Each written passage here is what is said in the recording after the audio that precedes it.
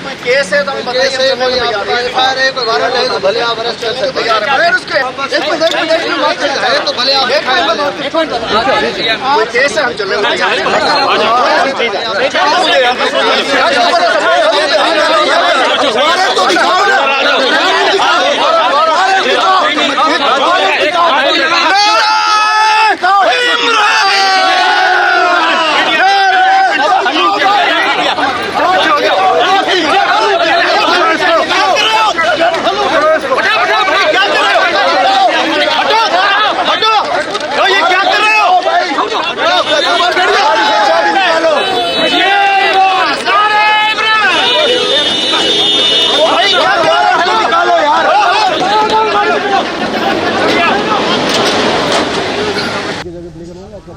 तकरीबन 3.5 महीने बाद हाई कोर्ट आज आना हुआ और हम इंसाफ के हुसूल के लिए आए थे, आइन और कानून के तकाज़ों को पूरा करते हुए।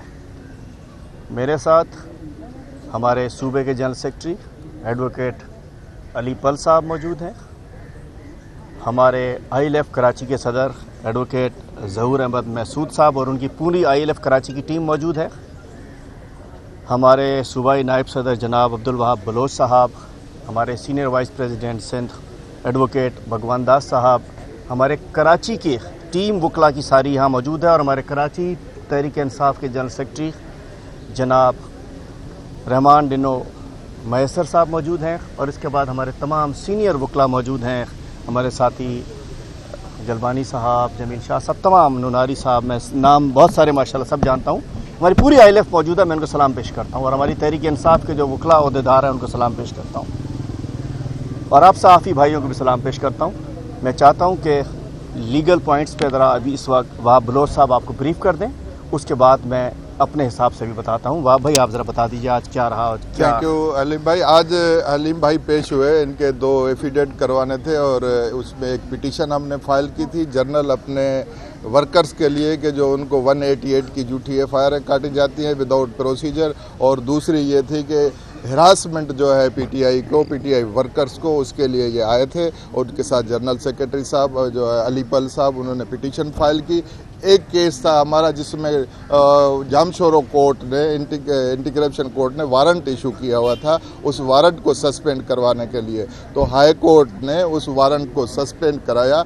इससे पहले हाई कोर्ट में ये आर्डर है कि विदाउट परमिशन ऑफ कोर्ट किसी भी FIR में हलीम आदिल शेख को गिरफ्तार नहीं किया जाएगा। एक ये आर्डर है। दूसरा पेशावर हाई कोर्ट का आर्डर है कि इनको कहीं भी प्रोटेक्टिव बेल ग्रांट की थी, कहीं भी इसको अरेस्ट नहीं किया जाएगा without permission of concern court. जब हमने ये आर्डर पूरे लिए उसके बाद हमें पता चला कि पुलिस जो है या लॉ एनफोर्समेंट एजेंसियां जो है हाई कोर्ट को कार्डन किया हुआ है। तो हमने चीफ जस्टिस साहब को अप्रोच किया और उन्होंने ये डायरेक्टिव इशू की कि देखें कि भाई यहाँ पर कोई ऐसी मूवमेंट है या नहीं है, और ये कहा कि विद इन प्रेमिसेस और आउट प्रेमिसेस कोर्ट में ये अरेस्ट नहीं हो सकते जब तक ये कंप्लायंस ऑफ कोर्ट आर्डर नहीं होगी। लेकिन एप्रीहेंशन ये है कि जैसे हमारे वर्कर के साथ हो रहा है, जिस तरीके से वर्करों को उठाया जा रहा है और यहाँ पर सिर्फ और सिर्फ को कानून की पासदारी नहीं हो रही।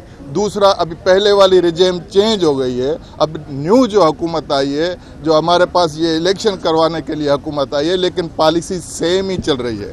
और लीगल जो हमारे पास अथॉरिटी है कि हमारे पास हाई कोर्ट्स के आर्डर हैं, सिंध हाई कोर्ट का आर्डर है, पेशावर हाई कोर्ट का आर्डर है, आज का आर्डर है कि हलीम आदिल शेख को अरेस्ट नहीं किया जाएगा विदाउट परमिशन ऑफ कोर्ट। लेकिन आज हम पूरा दिन यहाँ अंदर कन्फाइनमेंट हैं, हमें पता है कि इनको बाहर अरेस्ट करेंगे। इतने वकला बरादरी हम इनके साथ हैं। अगर कोई इलीगल एक्ट किया गया, ये जो इंटीरियम सेटअप है, पहले वाले रिजीम अपना काम कर रही थी, लेकिन इंटीरियम सेटअप सेम कंटिन्यू रखेगा तो हम फिर कोर्ट में आएंगे इस इंटीरियम सेटअप के खिलाफ। और हमें ये यकीन है कि आज के इतने कोर्ट्स के आर्डर के बाद, हाई कोर्ट के आर्डर के बाद, ये हमारे सामने नहीं आएंगे। और जो पॉलिटिकल विक्टिमाइजेशन है आपके सामने है, आप मीडिया दिखाती नहीं है, हमसे तो इंटरव्यू कर रही है, लेकिन मेहरबानी फिर भी आप लोग खड़े हैं तो हम ये उम्मीद करते हैं कि ये आप दिखाएंगे हमारी चीज़। मैं आज बताना चाहता हूँ, अभी सवाल बाद में मैं अपनी बात कर लूँ, कि 9 मई को 2 FIR कटी थी और उसके अंदर बूढ़ी पीपल्स पार्टी की गवर्नमेंट ने, जिनको मैं 5 साल, जिनको करप्शन को जिनकी नाइंसाफ़ियों को, जिनकी मैं कहना चाहता हूँ कि सिंध में जो लूट मार थी, मैं बहैसियत अपोजिशन लीडर के उसको बेनकाब करता रहा पूरे 5 साल, जिसकी वजह से मैं गुज़िश्ता 5 साल से इसी तरीके से अदालतों में, जेलों में, थानों में सब कुछ फेस कर रहा हूँ। मैं समझ सकता हूँ कि अब हम समझ रहे थे कि एक जस्टिस, सुप्रीम कोर्ट के जस्टिस साहब चीफ मिनिस्टर हैं, जस्टिस मकबूल बाकर साहब, तो हमें उम्मीद था कि जस्टिस मिलेगा और हमने कोई कानून को हाथ में नहीं लिया। तमाम जो केसेस हैं, झूठे केसेस हैं सारे, एक एक पे हाई कोर्ट्स की हमारे पास जमानत मौजूद है। उसके बावजूद 9 मई में भी क्या था, मेरे हाथ में लेके डंडे की इन्होंने बड़ी कैंपेन चलाई थी। मैंने डंडा किसी को मारते हुए नहीं दिखाया था, उन्होंने वो डंडा मैंने बस तोड़ने वाले से छीना था। कोई एक वीडियो ऐसी नहीं है कि हमने किसी को कोई दहशतगर्दी की हो। और उस वक्त जो हमारे सदर साहब थे, अगर जिम्मेदारी डालनी है तो सदर साहब आफ्ताब सिद्दीकी साहब ने प्रेस कॉन्फ्रेंस कर दी, छुट गए, नॉमिनेटेड भी हैं, मतलब वो तो सदर थे कराची के, वो छुट गए। सूबा सिंध के सदर ने प्रेस कॉन्फ्रेंस की, वो छुट गए। हम और हमारे साथी अभी तक फेस कर रहे हैं। हलीम आदिल शेख कभी नहीं भागा, लेकिन ये टाइम इसलिए लगा कि पीपल्स पार्टी जाते जाते एक कोई इतना बड़ा कोई बदमाशी, अपना दुश्मनी निकालना, मुझे शक था निकालेगी कि वो किसी और के कंधे पे रख के वो बंदूक चलाती। इसलिए जब वो चले गए हमने अपने आप को अदालतों के हवाले कर दिया। लेकिन अफसोस कि तमाम इस हाई कोर्ट का ऑर्डर मौजूद है कि विदाउट दी पर इन FIR में बेल करा ली हमने, पेशावर से भी करा ली, 4 तारीख तक बेल है कि उसके बगैर हाई कोर्ट में हलीम आदिल शेख को गिरफ्तार नहीं किया जा सकता।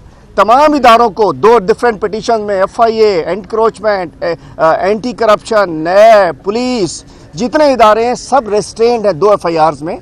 लेकिन कहते हैं जिसकी लाठी उसकी भैंस।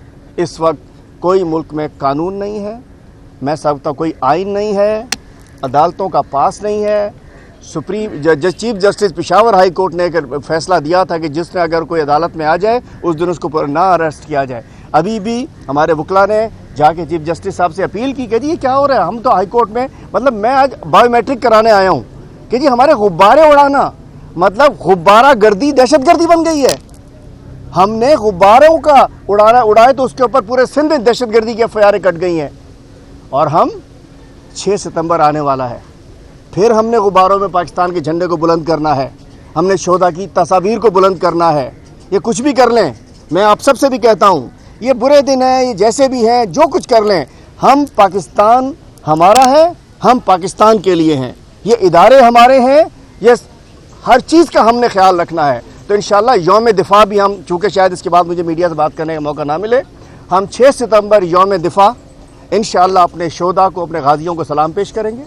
6 सितंबर को हम रात को 5 सितंबर की रात 12 बजे, पल साहब सुनते रहिएगा, इंशाल्लाह हम शमे रोशन करेंगे शोधा आपकी अपने जो निशान हैदर वाले उनकी तस्वीरों के साथ।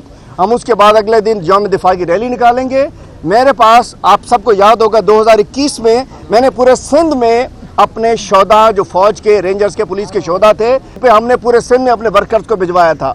इंशाल्लाह इस दफ़ा भी तमाम शोधा की कब्रों पे जाएंगे, तमाम शोधा के लवाहिकीन के पास जाएंगे। ये पाकिस्तान हमारा है, हमें किसी का लाइसेंस नहीं चाहिए। हम मुहिब्बे वतन, हमारा लीडर मुहिब्बे वतन इमरान खान आज पाकिस्तान में है। किसी और को चूटी भी काटती थी तो वो लंदन चला जाता, भाग जाया करते थे, एग्जाइल में चले जाते थे। आज इस कौम की खातिर इमरान साहब एक 9/11 की खोली के अंदर बंद है। हम उस मुहिब्बे वतन लीडर के फॉलोअर्स हैं जिसने हमें पाकिस्तान से मोहब्बत करना सिखाया, जिसने हमें खड़े रहना सिखाया। और बात ये, आप सब सवाल करते हैं कि जी वो चला गया, वो चला गया, वो चला गया।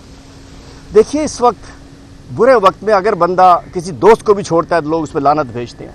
बुरे वक्त में अपनी ख़ानदान को छोड़ता है, लोग लानत भेजते हैं। बुरे वक्त में अपनी बरादरी को छोड़ता है बंदा, लानत भेजते हैं। बुरे वक्त में कंपनी को छोड़ता है, अपनी प्राइवेट कंपनी को, बिजनेस, उस पर भी लोग कहते हैं बेशरम आदमी है, बुरे वक्त में छोड़ गया। इस बुरे वक्त में कोई भी गैरतमंद शख्स पार्टी नहीं छोड़ सकता। मैं कहना चाहता हूँ, इस वक्त पूरी कौम इमरान खान के साथ खड़ी है और इस वक्त के अंदर इंशाअल्लाह हम खड़े हैं।